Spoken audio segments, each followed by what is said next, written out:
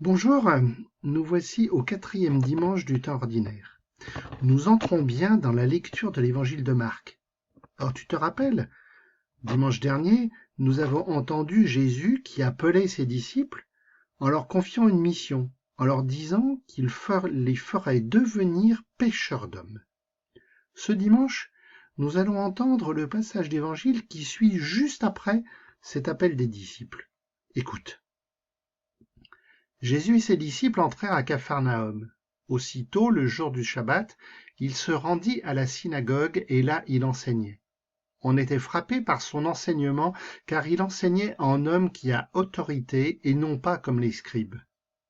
Or il y avait dans leur synagogue un homme tourmenté par un esprit impur, qui se mit à crier « Que nous veux-tu, Jésus de Nazareth? Es-tu venu pour nous perdre?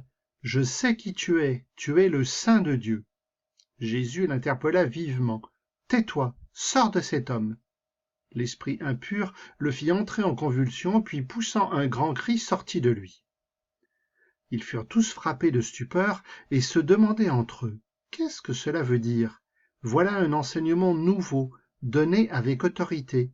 Il commande même aux esprits impurs et ils lui obéissent. » Sa renommée se répandit aussitôt partout dans toute la région de Galilée.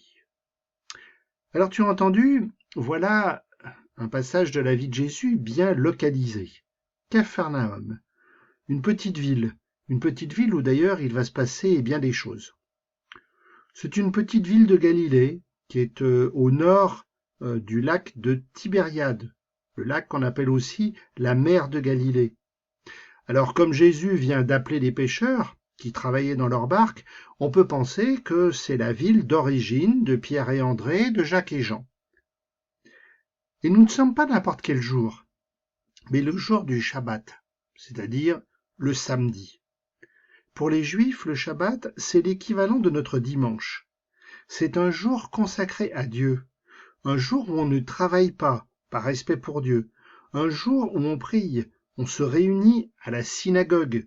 À l'époque de Jésus, c'était une grande salle où on se réunissait pour lire un passage de la Bible, pour en discuter, pour chanter les prières des psaumes.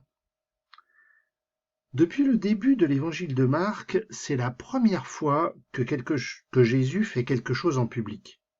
Et ce qu'il fait, c'est d'enseigner. Et Marc nous dit un enseignement d'autorité. Jésus sait ce qu'il dit. À la fois, il fait ce qu'il dit, il dit ce qu'il fait.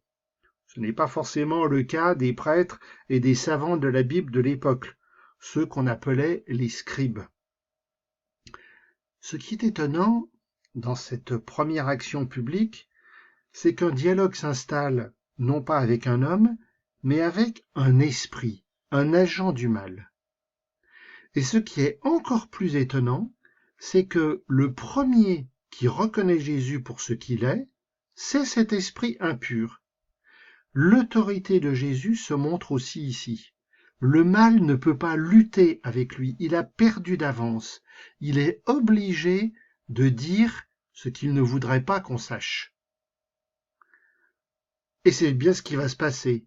Non seulement Jésus empêche le mal de s'exprimer, mais en plus il le chasse. Alors à ton avis, pourquoi Marc nous raconte-t-il cela dès le début de la vie publique de Jésus? Eh bien moi, je crois que c'est pour nous expliquer dès le début quelle est la mission de Jésus. Jésus est là pour nous débarrasser définitivement du mal. Nous aussi, au plus profond de notre cœur, il y a des choses pas très sympas. On peut être en colère, vouloir se venger, mentir et plein d'autres mauvaises choses.